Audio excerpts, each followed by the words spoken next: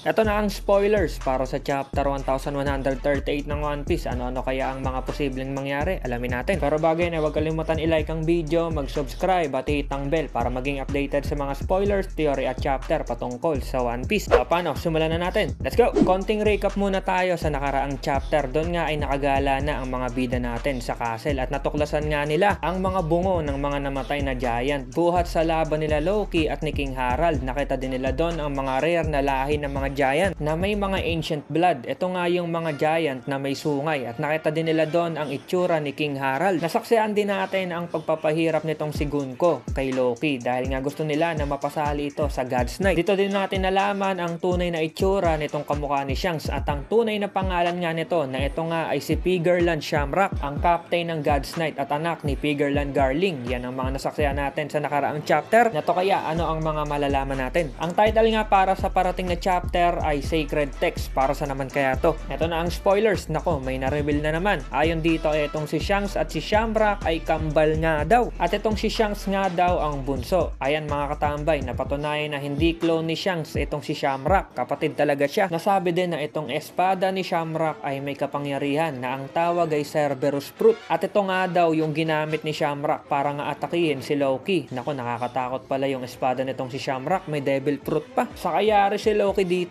gulpi na nga, mas gugulpihin pa. Lipat tayo sa castle dahil 'di ba nakita na nga nila Luffy yung mga guard sa kastilyo. Ay sabi nga ng mga to na yung umatake daw sa kanila ay si Shanks. Hindi nga makapaniwala si Luffy sa sinabi ng mga yon. At ito, natatandaan nyo ba yung taong gumagala sa gubat ng Elbap na nakasombrero? Ito daw yung taong nakikipag-inuman kay Crocus nun. At ito nga daw ay papasok na daw doon sa castle. Biglang ang nagpakita ito nung nabanggit ni Luffy yung tungkol sa pagkakaugnay ni Shanks sa Roger Pirate. Kaya ibig sabihin nga daw nito, itong misteryosong tao na to ay isa sa mga member ng Roger Pirates. Nako, eto na, mukhang tatama lahat ng fans ng One Piece. Kasama na tayo doon na posibleng si Scapper, yung tao na yon. Nakaka-excite, makikita na natin ulit si Scapper. Lipat ulit tayo, andito nga daw si Ripley kasama si Frankie at nandun nga daw sila sa harap ng isang napakalaking mural painting na nakapwesto doon sa Adam Tree. At yung painting daw na yon ay nagawa nung Void Century. Doon naman sa library ay translate nga daw ni Robin yung binigay sa kanya na libro nitong si Saul. Base nga daw doon sa libro, nakita nila na may dalawang digmaan na naganap na nangyari sa mundo. At nasabi nga din daw doon ang paparating na pangatlong digmaan na magaganap. End of the chapter. Okay, isang malupit na spoilers ulit ang nakita natin at nako, isang nakaka-excite na chapter ang parating. Tambalang dalawang Pigerland na si Shamrock at si Shanks ang posibleng pagpapakita ni Scapper at ang pagre-reveal sa Void Century. Abang na lang sa full chapter, malapit na yan. Salamat sa pagnood at see you sa next video. Over and out!